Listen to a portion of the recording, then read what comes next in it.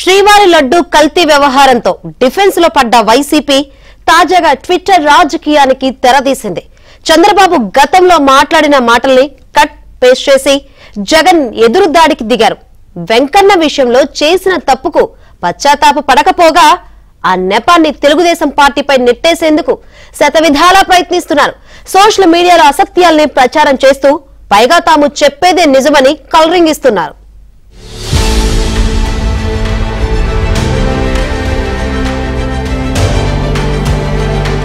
ఒకే అబద్ధాన్ని పదే పదే చెప్తే అదే నిజమని జనం నమ్మేస్తారు.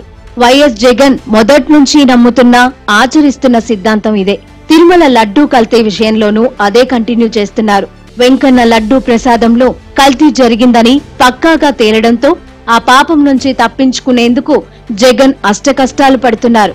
కానీ అన్ని వేళ్లు వైసీపీ వైపే చూపిస్తూ ఉండటంతో ఇష్యూని డైవర్ట్ చేసేందుకు ఎన్నో డ్రామాలు చేశారు. కానీ అవన్నీ వర్కౌట్ కాకపోవడంతో సోషల్ మీడియాలో ఎక్స్ వేదికగా పాలిట్రిక్స్ స్టార్ట్ చేశారు.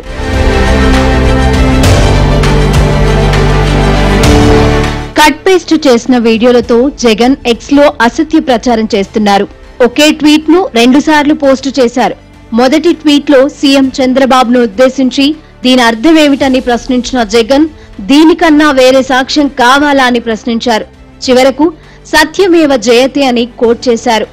అంతటితో ఆగకుండా తన ట్వీట్ ను దేశంలోని అన్ని రాజకీయ పార్టీలతో పాటు ప్రధాని, కేంద్ర మంత్రులు, ఇతర నాయకులు, ఆర్ఎస్ఎస్ తో పాటు జాతీయ మీడియా సంస్థలకు ట్యాగ్ చేశారు.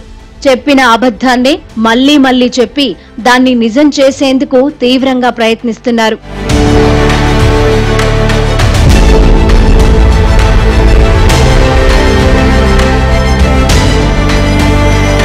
తిరుమల లడ్డూలో కల్తీ జరిగిందని, అపవిత్ర పదార్థాలు కలిశాయని ల్యాబ్ రిపోర్టులు తేల్చడంతో వైసీపీ పునాదులు కదిలాయి. ఈ సమస్య నుంచి బయటపడేందుకు వైసీపీ నేతలు ప్రెస్ మీట్లు పెట్టి ఎదురుదాడి చేసినా పక్కా ఆధారాలు బయటపడడంతో ఆ ప్రయత్నం బూమరాంగ్ అయింది. దీంతో చివరి ప్రయత్నంగా జగన్ రంగంలోకి దిగారు. ఈ నెల 27న తిరుమల వెళ్తానని ప్రకటించారు. 28న రాష్ట్ర వ్యాప్తంగా వైసీపీ శ్రేణులు ఆలయాలలో పూజలు చేయాలని పిలుపునిచ్చారు. జగన్ తిరుమల వెళ్తాననగానే సీఎం చంద్రబాబు స్పందించారు. కొండపైకి వెళ్లే అన్యమతస్థులు ఎవరైనా డిక్లరేషన్ పై సంతకం చేసి వెంకన్నను దర్శించుకోవాలని ట్వీట్ చేశారు. దాంతో జగన్ గొంతులో పచ్చి వెలక్కాయ పడ్డట్టయింది. తిరుమల వెళ్తే డిక్లరేషన్ పై సంతకం చేయాల్సి వస్తుందని జగన్ భయపడ్డారు. అలా చేస్తే తన ఓటు బ్యాంకు రాజకీయాలకు తానే పాతరేసినట్టవుతోందని భావించి వెనక్కి తగ్గారు. దీనికి తోడు కుటుంబ సభ్యులు, ముఖ్యంగా సతీమణి భారతి నుంచి డిక్లరేషన్ విషయంలో తీవ్రమైన అభ్యంతరం రావడంతో జగన్ తిరుమల పర్యటన రద్దు చేసుకున్నారు. అయితే తనను తిరుమల వెళ్లకుండా నోటీసులు ఇచ్చారంటూ మీడియా ముందుకు వచ్చి డ్రామాలాడారు. కానీ జగన్ వ్యూహాల్ని అర్థం చేసుకున్న చంద్రబాబు వెంటనే రంగంలోకి దిగి అసలు సంగతి బయటపెట్టారు. డిక్లరేషన్ ఇవ్వాల్సి వస్తుందన్న భయంతోనే జగన్ వెళ్లకుండా ఆగిపోయారని తేల్చేశారు. దీంతో జగన్ నాటకం బట్టబయలైంది.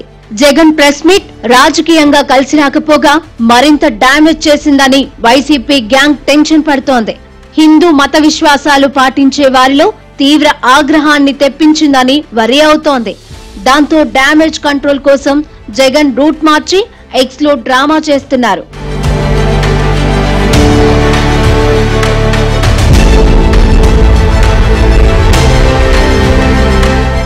మొత్తానికి తిరుమల లడ్డూ కల్తీతో వైసీపీ ప్రతిష్ట పూర్తిగా మసకబారింది.